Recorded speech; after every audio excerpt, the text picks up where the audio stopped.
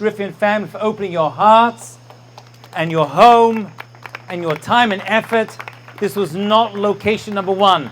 What you're seeing here is plan B. And look how beautifully the Sharifian family pulled it together. Hashem should bless you, your entire family, with brachot, smachot for you and all of us, Bezrat Hashem.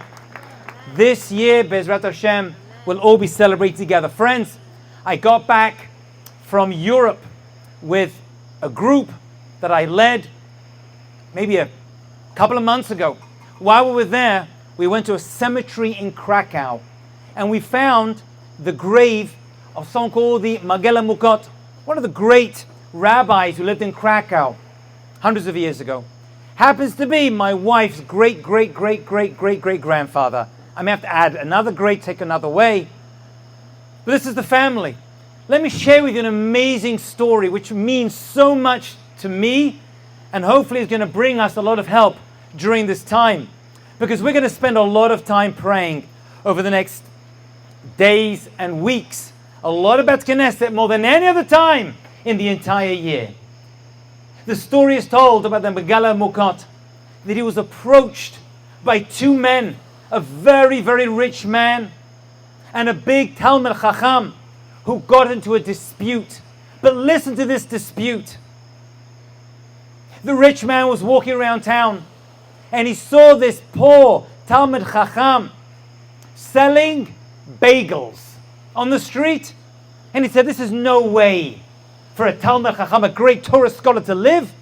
I am going to support you so you don't need to sell another bagel ever again.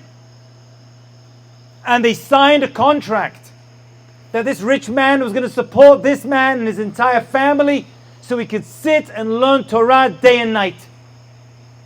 A few weeks later, the rich man is walking around town and he sees the same Talmid Chacham, the same poor man, selling bagels. And he said, what's going on over here?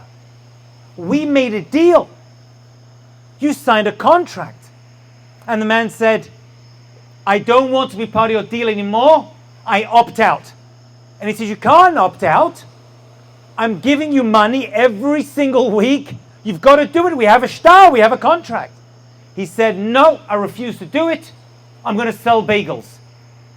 And the man said, I'm going to take you to the Megillah Mukot and we're going to go to Beit Din. And he's going to decide, because I want to support you and you must take my money. Can you imagine this?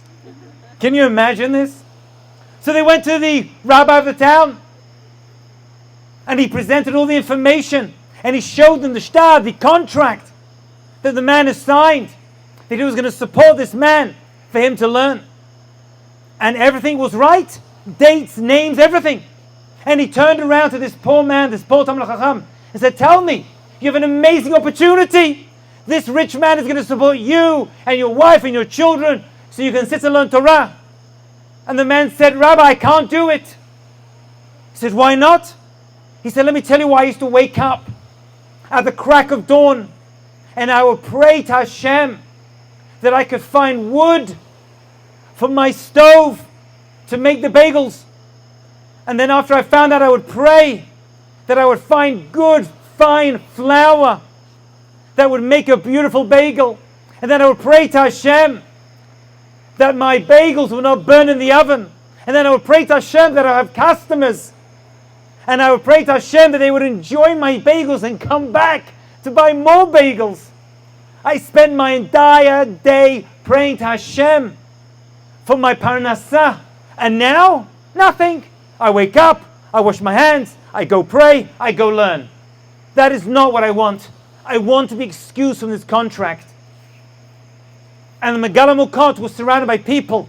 And he said, this is what a Jew is meant to be. One is wanting to give so much. And the other says, I don't want it because all I want to do is have an opportunity to pray to Hashem. As the story goes, the rich man let the man off the contract and he went and he sold bagels until he had enough money to support his family. And then he spent the rest of his day learning Torah, doing chesed, doing mitzvot, and praying to Hashem. Friends, we're entering this extremely special, powerful time. And it's difficult, let's be honest. We're going to wake up earlier. We've been doing it, staying up late. It's not easy. It's not easy.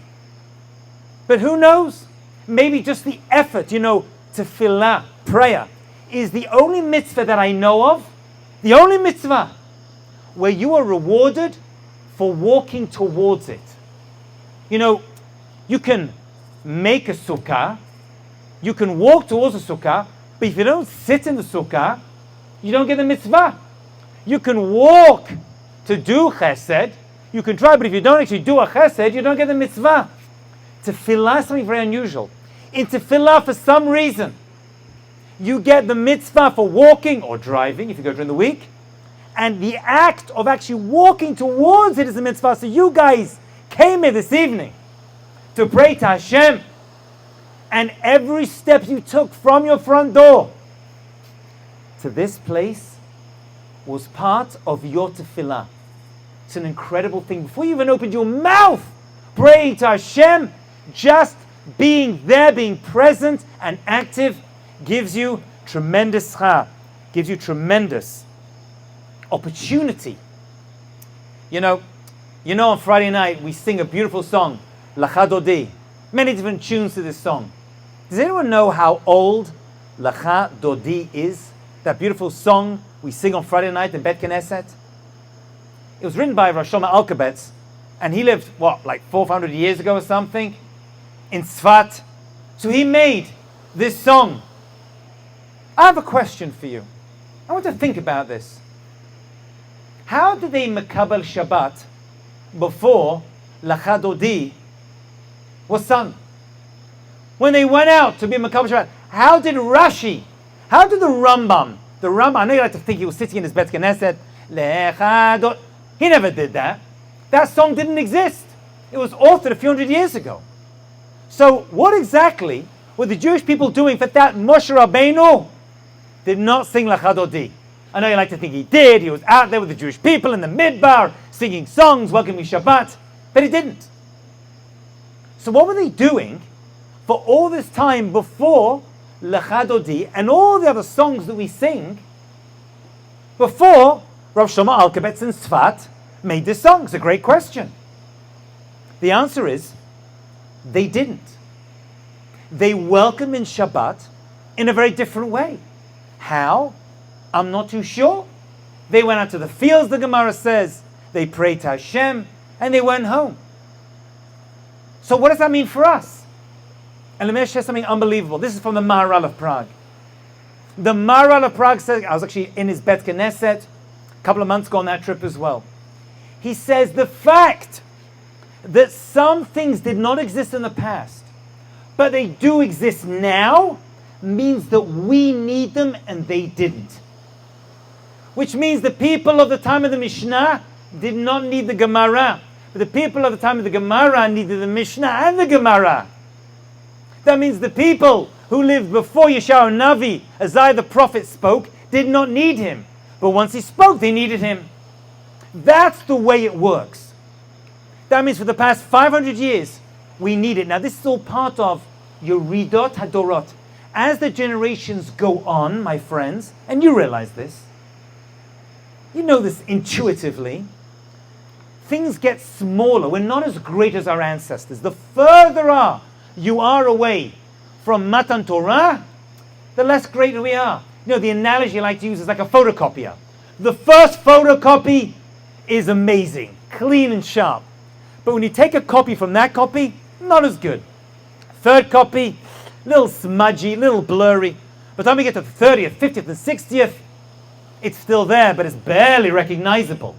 So too the generations from Matan Torah, which was the apex, the top part of Jewish history, things just got lessened from that time. So Hashem says, I got you. I'm going to give you certain things that you can do that your ancestors did not need, because they were able to welcome Shabbat with a couple of words, a smile, and they went back. We don't have that. We need more ammunition. So all the amazing stuff we have today, including all the songs, including all the speeches of Divrei Torah, my great-grandmother I never met her actually, but my grandmother I just got to meet. And she was a very holy woman. Did she know the man of Torah that I knew? I'll be honest with you.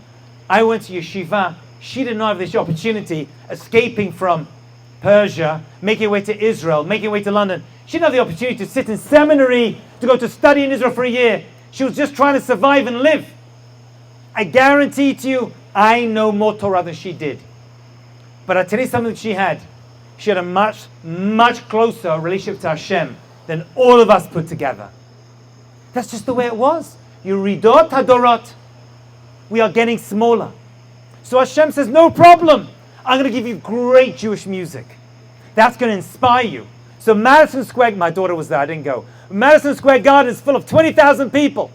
You go to the Kotel, people are singing and dancing. My grandmother lived in Israel, my mother was born there, you couldn't get to the Kotel.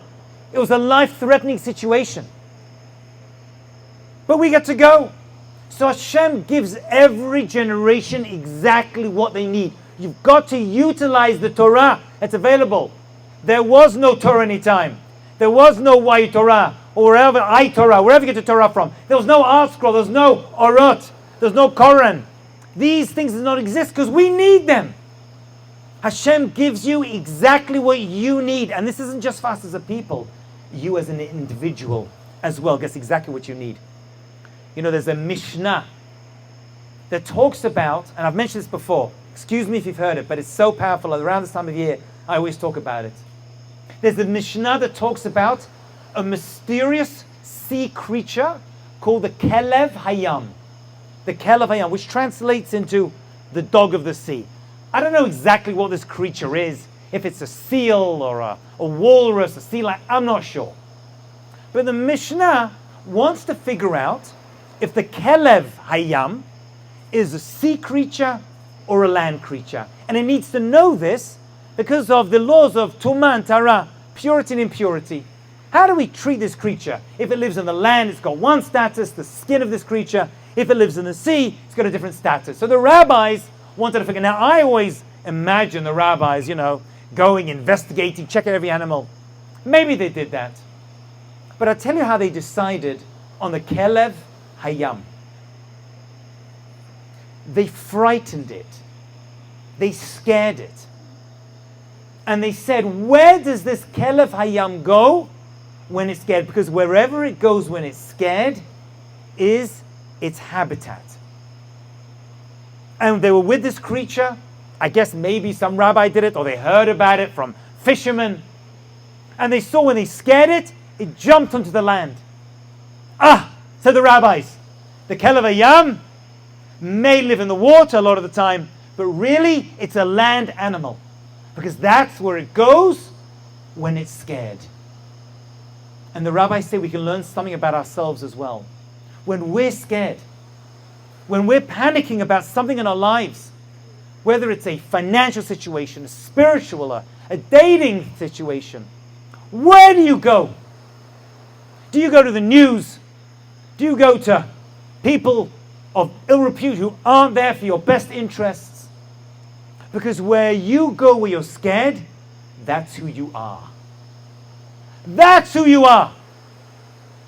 The person you want to be is where you go when you're scared. Around this time of year, Yomim Noraim, we're scared. It's a scary time. It's also a happy time. We're going to sing. It's Rosh Hashanah. Rosh Hashanah, we're going to talk about, is a little in between. We don't say Hallel on Rosh Hashanah because we're being judged. And yet we eat delicious food. We go to the Beit Knesset and we sing songs. It's a bit of a dichotomy, but we Jews, we can live in those two worlds at the same time. I'm a little scared. I'm being judged. But I'm going to celebrate at the same time because I have faith in Hashem that it's all going to be okay. Those two are not mutually exclusive. They can work together. And so we're scared, and where do we go to? We come to places like this. We come united. We come to pray together, to sing together. We go to Bet Knesset. We go and listen to a little bit more Torah than we normally do during the year. And that's okay. And don't think for 1 minute that you or I are a hypocrite, that all of a sudden, around Rosh Hashanah Yom Kippur, we're behaving ourselves, a little better, and the rest of the year, this time of year, people are very careful not to speak so much Lashon Hara. People are careful to eat foods, extra careful to be kosher. Now, we all know that as soon as the Chagim pass us by, we're going to go back to Lashon Hara. We're going to go back to saying things and doing things we're not so proud of. So what are we doing exactly? Are we all faking it? Are we all faking the whole Jewish thing right now? I'm going to prove to you that we are not. And this is actually meant to be. Let me tell you why. Think about this.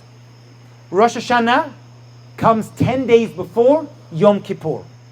It's the wrong way around. Shouldn't Yom Kippur come first? Yom Kippur is us saying sorry for the entire year of mistakes that we've made. That should come first. And then Rosh Hashanah, the new year. It's the wrong way round. First we do Rosh Hashanah. The new year has begun. I'm a new person. It's a new me. And then we're going to wait 10 days and we're going to say sorry for things we did last year. Can you see, my friends, how Rosh Hashanah and Yom Kippur are actually the wrong way round? First, we should get rid of last year's mistakes. Chatati peshati lefanecha, do teshuvah, and then day later, Rosh Hashanah, celebrate the new year. But my friends, the secret is this is the exact way it's meant to be. Let me tell you why. And we're in a good position in the year to describe this. Rosh Hashanah is us welcoming the new year, 5784, Bezrat Hashem. It should come with shalom and brachot for all of us in Klal Yisrael. Bezrat Hashem, inshallah, God willing, it will do. It's going to be a better year. I'll tell you why another time, but it's going to be a much better year for Klal Yisrael, Bezrat Hashem. This past year has been difficult, the past few years have been difficult. Things have changed. We're moving from the red zone to the green zone. And I mean that literally. That's why we've seen green comments lately, but that's another story. But let me explain to you. Rosh Hashanah is the new year. It's the new me. And Hashem says, really? This is the new you? You're going to be like this all year? Coming to Shiurim en masse. Staying up late at night praying to Hashem. And you're like, well, I don't know. But I'll tell you what I'm going to do. To prove this is the real me, give me 10 days.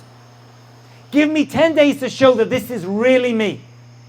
So when I get to Yom Kippur and I say, I'm sorry, and Hashem says, are you really sorry? Like, you know what?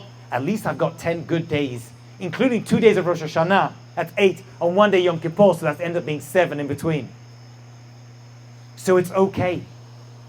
The days between Rosh Hashanah and Yom Kippur are not us faking it. They're showing Hashem that this is how we really want to be. This is the real us. The rest of the year I'm going to mess up. It's going to happen. There's no one without a sin. But at least for these 10 days, at least for the Aseret Yemei Teshuvah, these 10 days of Teshuvah, I'm going to try my best to get it perfect. And that's the real me. So in Yom Kippur, when I say sorry, I'm like, you know what? 1 year of not being great, but 10 years shows the real me. And Hashem, Bezrat Hashem, is going to accept our tefillot on Yom Kippur from the process we just started on Rosh Hashanah. Now this Rosh Hashanah is different from many other Rosh Hashanot, if that's the plural. It is now. You see, this Rosh Hashanah falls on Shabbat. On Shabbat, it's a double header, as they call it in sports language. And we're going to do something very different this year. We're not going to sound the shofar on Shabbat. Right? You've only got 1 day of hearing the shofar this year, and that's going to be Sunday. Why do we not sound the shofar on Rosh Hashanah? Now people will think, well, the shofar is muksa. It's not. Really, you could sound the shofar. It's not one of the malachot of Shabbat, not one of the forbidden things on Shabbat to sound the shofar. You can't use musical instruments because the rabbis say don't use, but the rabbis could say you can sound the shofar. There's nothing to fix on a shofar. It's just a horn. And by the way, there is a Torah mitzvah to sound the shofar on Shabbat. So why don't we sound on Rosh Hashanah? So why don't we sound the shofar on Rosh Hashanah that falls on Shabbat? I'll tell you why. It's a very unusual thing. The rest of Judaism is not like this. I'm going to prove to you. The reason we do not sound the shofar when Rosh Hashanah falls on Shabbat is because, and this is the halachic reason, maybe one person is going to forget his Shabbat, live in a town without an eruv, that is a Reshut HaRabim, a public domain, and he's going to practice or forget and carry the shofar when he's not meant to carry it. That, say the rabbis, is what? What? Are you kidding me? Because of one shlemazel, one guy who forgets it's Shabbat, doesn't have an eruv, he may come to carry the shofar. So for all of history, all of us cannot hear the shofar on Shabbat because of this one person who makes a mistake. So you know what? I live in an eruv. We have an eruv. We have this wire. Or I won't leave my house. I promise, rabbis. I will not leave my house. I'll have my grandfather or my father, or I'll have the rabbi. I'll put it on a string. I'll put the shofar on a rope. It's never going to leave the house. Let me sound the shofar on Rosh Hashanah Shabbat. And we learn from this something unbelievable. My friends, we learn two things. Number one, that when the rabbis give us an opportunity for something,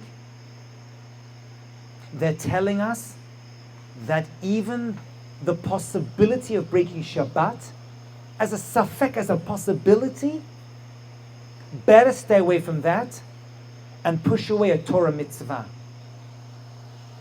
That's what you're learning from this. The power and importance of every single part of Shabbat. Shabbat, my friends, on Rosh Hashanah can do something unbelievable. So unbelievable, you don't even need the shofar. Our prayers on Shabbat, Rosh Hashanah, are as great as hearing the shofar. If they weren't, the rabbis would be like, no problem, you can hear the shofar. The rabbis are like, don't risk breaking Shabbat, even if it's one person in the middle of Kabul or anywhere else. Don't even risk it, and you don't need it, because you have an opportunity this year, which we don't have too often, of praying on Shabbat and Rosh Hashanah. That's a double whammy. The two are sandwiched together. You're getting a lot of tefillah for your buck, my dear friends. I want to talk about the shofar, and then we'll finish. We have slichot in a few moments for the amazing Avi Peretz. The word shofar is a very interesting word. Shofar, which you're going to hear a lot of, Bizrat Hashem. You have already, we have Baruch Hashem every morning, and during slichot. But the word shofar comes from the word l'shaper, to improve, to beautify. There's something about the shofar that beautifies the listener, that beautifies us. Now you may be thinking, we are beautiful enough, I don't need a shofar. But that's not true. There's something even more beautiful that comes from it. And there's many answers to this question. I want to give you one. Because you're going to hear a lot of shirim and ideas about the sound of the shofar, like it's a cry. A different type of cry. Because some people cry, like a tegiyah. And some people cry, like a shvarim. And some people cry, like a truma. Different opinions. So we try to get every type of cry inside the shofar. But not only is the shofar a mitzvah you do with your ears, it's also a mitzvah you do with your eyes. Did you know there's a halacha that a shofar cannot be straight? It has to be bent and crooked. Why would that be? The same sound comes out of a straight horn than comes out of a curly one. But my friends, it's not the sound that we care about. It's the sight of the shofar. Because when you see that shofar, you got to see yourself. Beautify. How do we Jews beautify ourselves? Well, we put on nice clothing, makeup, do our hair like I used to. We take care of ourselves. But I tell you something else. We look at that shofar and say, that's me. I'm not totally straight. There's room for improvement. I have to be machnia myself. I need to bend myself down. I need to humble myself and be makabel Hashem God as my king this Rosh Hashanah. So when you see the shofar, if you're able to see it, if not, you should picture it in your mind, that even the greatest tefillah from this beautiful Torah mitzvah comes from something that's bent and twisted and crooked. And let's be honest, all of us have parts of our personality that are bent and a little twisted and a little crooked, and that's okay, because great mitzvot can come out of the shofar and great mitzvot can come out of us as well. So don't let the Yetzer Hara come to you and be like, who are you to stand here praying? Right? Have you been praying like this all year? Coming late to Bet Knesset or not going at all, saying, doing the wrong things. That's okay. That's okay, because I, at this time of year, look at the shofar and I'm making myself into a shofar as well. I want to finish off with a letter, which I want to share with you.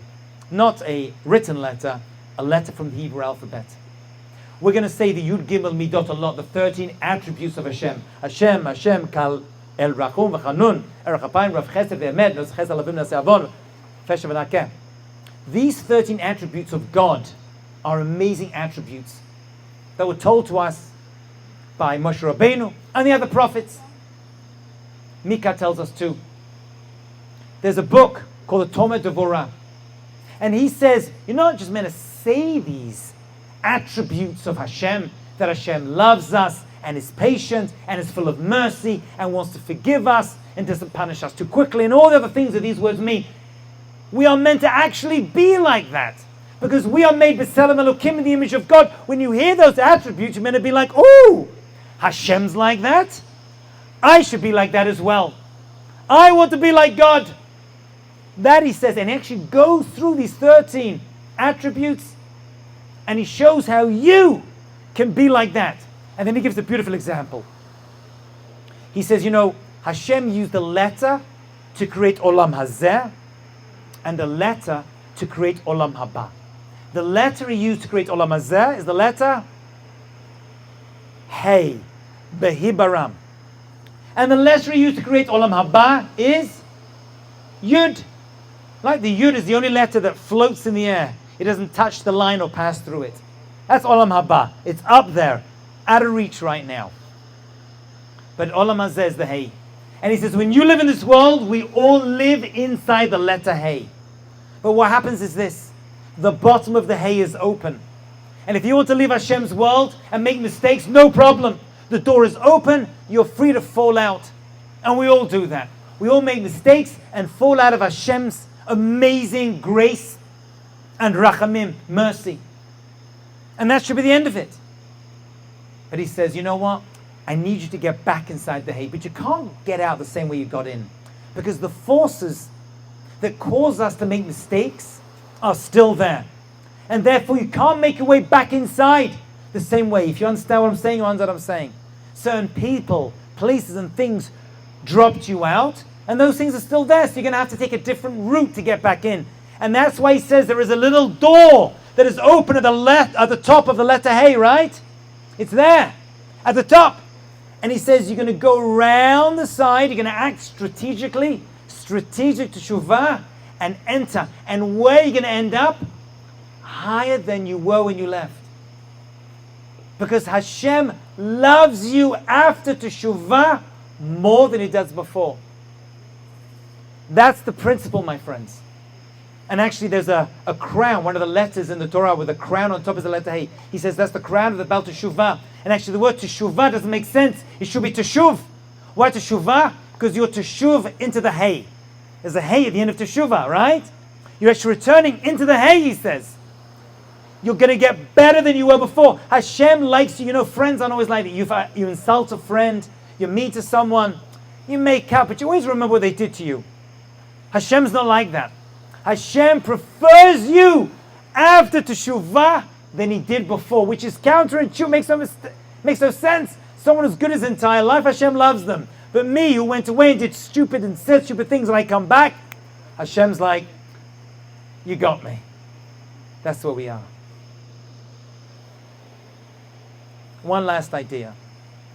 We all know people. I went to a shiva with my wife one of my Rabbanim, his son died in a boating accident, a big tzaddik in Baltimore. I went to the Shiva, I heard many, many stories. We all know people who didn't make it through this year. Rahmal Aslam. Lo Aleinu. I want to give you a piece of very unusual advice, but I believe this in my heart to be very, very true. Listen very carefully. How can we ask Hashem for another year of life when, let's be honest, does anyone really deserve the gift of life? What are we doing? Hanging around, a few mitzvot, doing stupid things, making parnasa. Hashem is giving us a gift. What can we do to earn merit? Truth be told, we can't do too much. It's all in Hashem's hands.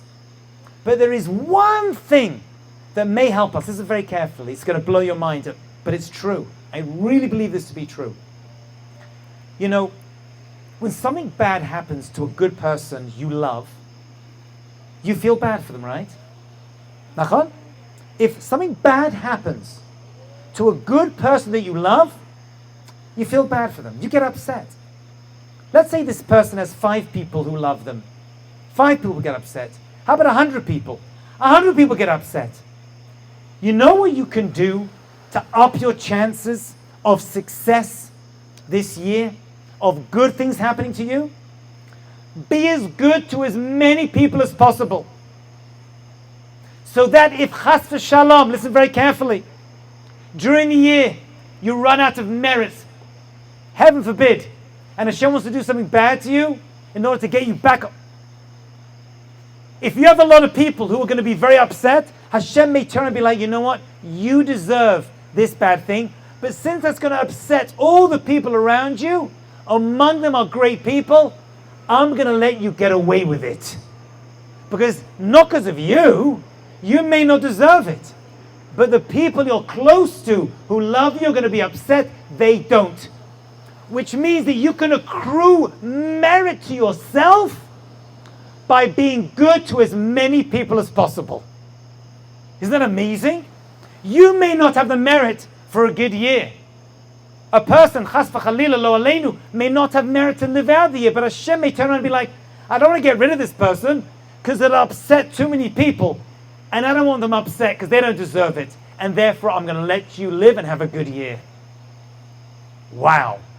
Wow. What a different way of looking at your life.